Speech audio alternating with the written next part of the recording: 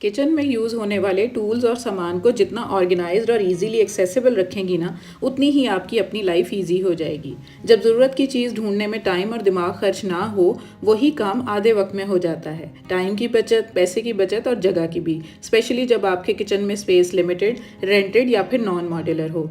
तो आज ऐसे टिप्स शेयर कर रही हूँ जो आपकी सारी प्रॉब्लम्स को सॉल्व करने में हेल्पफुल होंगे। वीडियो को स्किप ना कीजिएगा। So let's get started.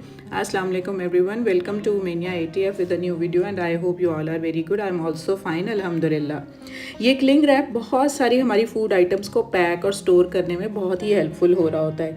इसी तरह ये एल्युमिनियम फॉइल है। उसके बाद ये हमारे केक बनाने के लिए जो पार्चमेंट पेपर या बटर पेपर यूज़ होता है वो है।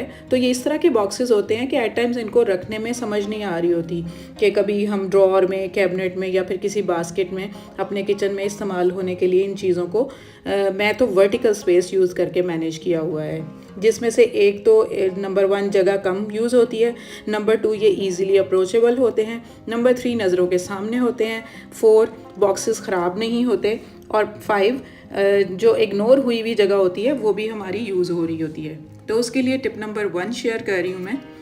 आपने क्या करना है, इस तरह के ये हमारे पास जो बाइंडिंग क्लिप्स होते हैं ये बच्चों की स्टेशनरी में बहुत यूज़ हो रहे होते हैं और इजीली स्टेशनरी की किसी भी शॉप से मिल जाते हैं और बहुत चीप रेट्स पर मिल जाते हैं। लेकिन ये एट टाइम्स किचन में बहुत यूज़फुल होते हैं। क्या मैं करती हूँ कि ये जिस तरह का पार्चमेंट पेपर का बॉक्स है, इसको मैं अंदर इसके ये टक इन कर देती हूँ, इसके जो लिड्स हैं, उसके बाद इसको मैं इसके अंदर रख देती हूँ और उसके बाद फिर एक साइड के ऊपर ना मैं कोई भी एक क्लिप इस तरह का पकड़ के तो उसको मैं ग्रिप कर देती हूँ लाइक दिस।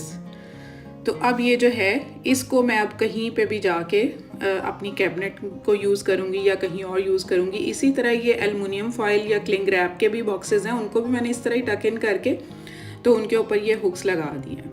अब आप ये देख सकते हैं कि इनके तीनों को मैंने एक एक साइड पर इस तरह से ये क्लिप्स बाइंड करके लगा दिए हैं। अब मैंने क्या करना है, ये डबल साइडेड टेप इजीली मिलती है, इसका एक एक पीस मैंने 2-2 इंच का काट लेना और इस तरह से उसकी ऑपोजिट साइड पर, जिस साइड पर मैंने वो हुक्स लगाई हैं, इस तरह से तीनों डिब्बों पर लगा देना है।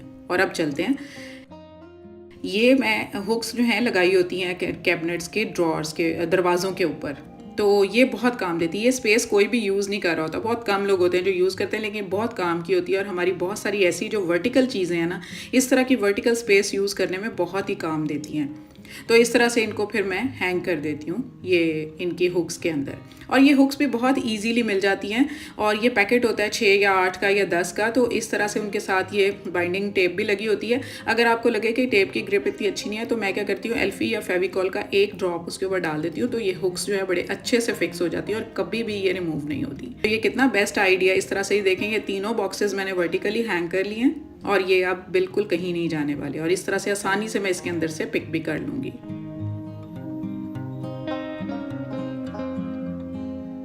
कमेंट करके ज़रूर बताइएगा कि आपको ये मेरा आइडिया कैसा लगा और आप यूज़ करते हैं या नहीं।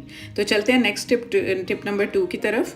तो हमारी इसी तरह ग्रोसरीज़ के भी कई आइटम्स जो हैं इस तरह लेफ़्ट ओवर्स हो जाती हैं, बच जाती हैं, जिनको हम यूज़ नहीं कर रहे होते, तो उनके पैकेट्स एट टाइम्स खुल जाते हैं। तो उसके लिए बहुत सारे आइडियाज़ शेयर कर चुकी हूँ। वन ऑफ देम इज़ कि यही आपने बाइंडिंग क्लिप लेना है और इस तरह से इनको फोल्ड कर लेना है और ऊपर से ये बाइंडिंग क्लिप लगा देना है। अब ये क्लिप लगा के आपने खाली इसको इसी तरह से ही नहीं किसी ड्रॉर में रख देना। इसके लिए भी हम चलते हैं और चलकर हम अपनी वर्टिकल स्पेस यूज़ करते हैं। अब ये दूसरा कैबिनेट का डोर है जिसके ऊपर मैंने हुक लगाई हुई है और इस तरह से इसको मैं हैंग कर दूंगी। और भी हुक्स लगकर और भी चीज़ें इस तरह हैंग हो सकती हैं। तो देखें, कोई भी जगह नहीं यूज़ हुई और हमारी ये चीज़ मैनेज हो गई ईजीली।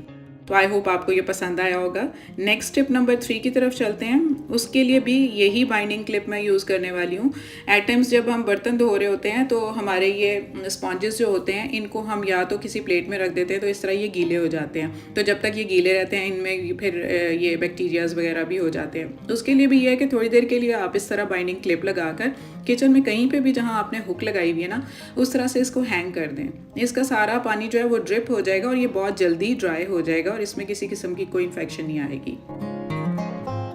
टिप नंबर 4 है, जब हम दूध बॉईल करते हैं ना, ऊपर से इस तरह मलाई रिमूव कर देते हैं तो अब हमारा बर्तन जो है वो बड़ा हो जाता है। तो हम क्या करते हैं कि इस दूध को किसी छोटे बर्तन में निकाल रहे होते हैं। जब हम निकाल लेते हैं तो पतीली के नीचे इस तरह से उसकी बेस पर जो है ना दूध लगा होता है। इसको हम इस तरह से तो वेस्ट नहीं कर सकते, क्योंकि आपको पता है दूध हमारे लिए एक मुकद्दस चीज़ बन जाता है। तो इस तरह से हम इसको वेस्ट नहीं करते। हम इसका यूज़ किस तरह से करते हैं, हम इसके अंदर आटा जो है वो थोड़ा सा छान लेते हैं। छानने के बाद अब इसमें थोड़ा सा जो है ना, जिस तरह से हम आटा नॉर्मली गूंथते हैं, आपने इस तरह ही करना है कि थोड़ा सा मेरी तरह ऑयल डाल लेना है आपने। और ऑयल डालने के बाद आप इसमें थोड़ा सा नमक भी ऐड कर सकते हैं। तो नमक ऐड करने के बाद फिर आप इसको पानी डालकर अकॉर्डिंगली आप इसको गूंथ लें इस तरह से। तो अब इसको जब आप यूज़ करेंगे ना, आप यकीन करें, स्पेशली जब आप इसके पराठे बनाएंगे ना, तो बहुत ही अच्छे सॉफ्ट और बड़े ही ज़बरदस्त पराठे बनेंगे। आप ज़रूर ट्राई करके देखिएगा, इस तरह दूध भी वेस्ट नहीं होगा। नेक्स्ट टिप हमारी टिप नंबर 5 है। मैं ये चिकन बॉईल कर रही थी, तो ये चिकन के ब्रेस्ट पीसेस हैं जिनको मैं सैंडविचेस वगैरह या चाइनीज़ के लिए यूज़ कर रही होती हूँ। तो इस तरह से श्रेड करना चिकन को एट टाइम्स बड़ा मुश्किल लग रहा होता है। तो उसके लिए 2 फोर्क्स मैं लेती हूँ इस तरह से, एक को ग्रिप कर लेती हूँ लेफ़्ट हैंड साइड वाले को, और राइट साइड वाले को मूव करती रहती हूँ। तो इस तरह से एक एक रेशा जो है ना वो इतना ईजीली अलग अलग हो जाता है कि हाथ से कर रहे हो, एक तो हाथ ख़राब होते हैं, दूसरा आप ये जो है रेशा रेशा इस तरह से नहीं होता। लेकिन फॉक्स के ये जो आगे के ब्रिसल्स होते हैं ना, ये इसको बहुत वर्किंग होते हैं, बहुत ज़्यादा अच्छे से नीटली जो है वो बिल्कुल एक एक तार को अलग कर देते हैं। तो ये आइडिया मुझे बहुत बेस्ट लगता है। तो मेरे हाथ भी गंदे नहीं होते और हाइजीनिकली भी सही होता है कि आपके हाथ टच नहीं कर रहे होते, और ईजीली आपका ये चिकन जो है आप सैंडविच वगैरह बनाने के लिए रेडी है। तो ज़रूर ये टिप आप आजमाइएगा। टिप नंबर 6 है, हमारे घर में डिफरेंट टाइप की मेडिसिन होती हैं, उनको एट टाइम्स संभालना समझ नहीं आ रहा होता। ये टैबलेट्स होती हैं, ये ट्यूब्स होती हैं। तो उसके लिए जो है आप घर में कोई भी ये ऑर्गेनाइज़र इस तरह से बना कर रखें। ये मैंने बच्चों के ये कैंडीज़ का था बॉक्स, बड़ा स्टर्डी सा था, अच्छा सा था कार्डबोर्ड का। तो उसमें मैंने इस तरह से मैनेज करके रखे हुए हैं कि ये टैबलेट्स को मैंने लपेटा हुआ है एक रबर बैंड में एक जगह पर, और उसके बाद ये ट्यूब्स हैं, इनको भी एक रबर बैंड लगा के रखा हुआ है, पॉलीफेक्स वगैरह डीपीएट, ये इन सबको एक जगह पर, ताकि ये इजीली नज़र आ जाए। फ़ौरन मैं बॉक्स खोलूँ और इस तरह से बाकी की भी फर्स्ट एड की चीज़ें जो है इस तरह रखी हुई हैं।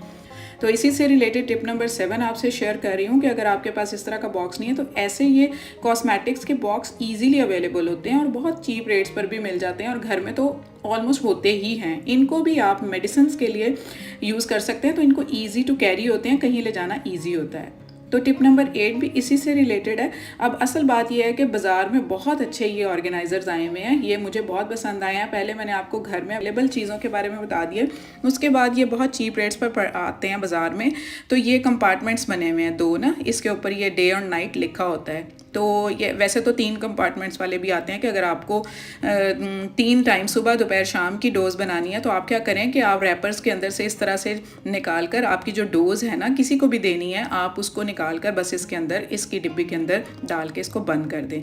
तो ये बिल्कुल इस तरह से गिरते भी नहीं हैं और ईजी टू कैरी होती है, और आराम से किसी बुज़ुर्ग को या कोई ऐसा बंदा है जिसको अपनी मेडिसिन एट टाइम ढूंढना नहीं समझ में आ रहा होता, तो वो ईजीली आराम से सुबह और शाम की डोज़ को निकालता है और इस तरह से यूज़ कर लेता है। तो हम हैंड बैग में भी डालकर कहीं पे भी कैरी करके लेके जा सकते हैं। तो ये तीनों आइडियाज़ मैं यूज़ करती हूँ मेडिसिन के लिए। आई होप आप भी इसमें से कोई ना कोई यूज़ करते होंगे, मुझे ज़रूर बताइएगा। तो ये था मेरा आज का कंटेंट, और ये मेरे यूज़फुल हैक्स थे जो मैं डेली लाइफ में यूज़ करती हूँ। मुझे आप ज़रूर कमेंट करके बताइएगा कि आपको कौन सा पसंद आया। जो लोग नए हैं चैनल को सब्सक्राइब कर लें, बेल आइकन दबा दें ताकि सारी नोटिफिकेशन आपको मिले। Mohammad Hashim Peshawar, Sonia Phoolnagar and Ayza home maker from Sharjah, इन्होंने कल की वीडियो पर अच्छे कमेंट्स किए। और अगर आप भी चाहते हैं कि आपका नाम मैं लूँ, तो अपने नाम और सिटी नेम के साथ इस वीडियो को लाइक और शेयर करें। Take good care of yourself, stay fit, stay healthy and Allah हाफिज़।